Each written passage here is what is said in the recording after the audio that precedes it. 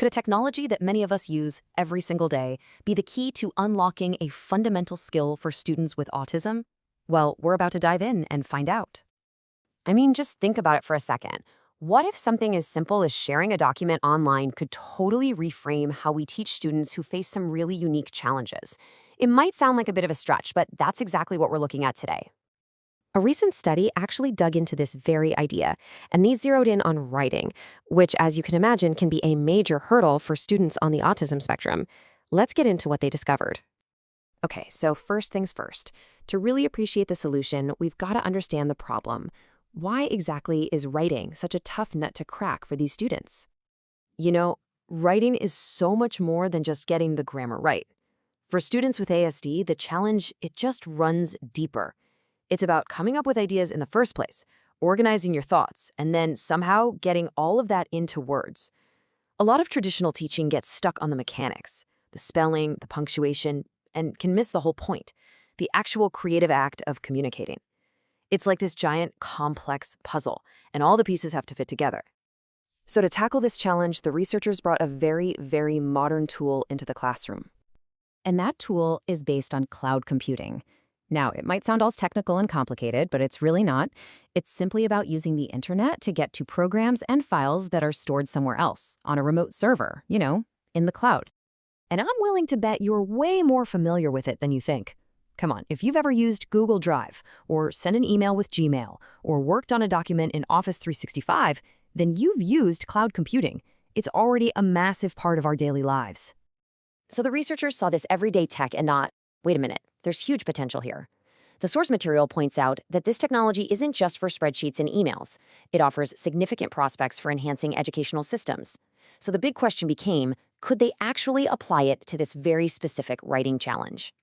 And they didn't just sit around and wonder. They set out to discover what would happen. It was time to put this whole idea to the test. So here's how the experiment went down. They got 30 students and split them right down the middle into two groups. One group, the experimental group, got to use a new program on Google Drive. Meanwhile, the control group just stuck with the usual teaching methods. And to make sure it was a fair comparison, they tested everyone's writing skills before, right after, and then again a month later. All right, so after 2 months of this, the researchers gathered up all the data. And what they found, well, it wasn't just interesting. It was crystal clear. The big question, right? After all that setup, did this newfangled cloud-based program actually make a difference? First, let's look at the starting line. Before anything began, you can see both groups were pretty much neck and neck. Their writing abilities were almost identical. Now, this is super important because it means any changes we see later on are almost definitely because of the program, not because one group started with an advantage. And here we go. This is where it gets really interesting. Just look at that difference. After the 2 months, the control group's average score, well, it barely budged, staying right around 9. But the experimental group, the one using the Google Drive program, their average score shot up to over 14. That's a huge leap forward. To put a hard number on it, their average score was 56% higher. I mean, this wasn't just a little bump. It was a massive, measurable transformation in their skills, both in their language and in the actual quality of what they were writing about. Okay, so a huge jump in scores is awesome, but here's the real test, right?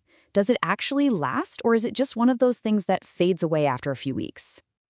And the answer was a huge yes. The skills absolutely stuck.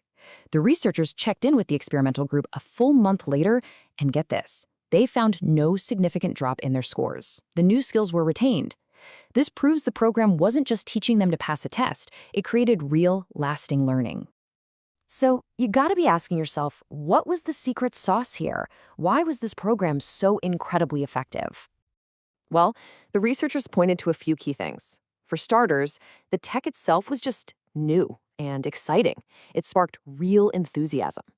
Second, tools like Google Drive made it easy for students to collaborate and share ideas, learning from each other in the process.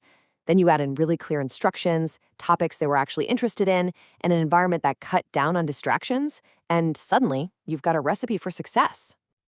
At the end of the day, the big takeaway here is that technology isn't just a gadget. When you use it in a smart, thoughtful way, it can completely transform the learning environment, making it more powerful, more engaging, and a whole lot more effective. And that really leaves us with a fascinating question, doesn't it? If a simple online tool that many of us already use can have this big of an impact, what other learning challenges could we solve just by getting a little more creative with the tech we already have?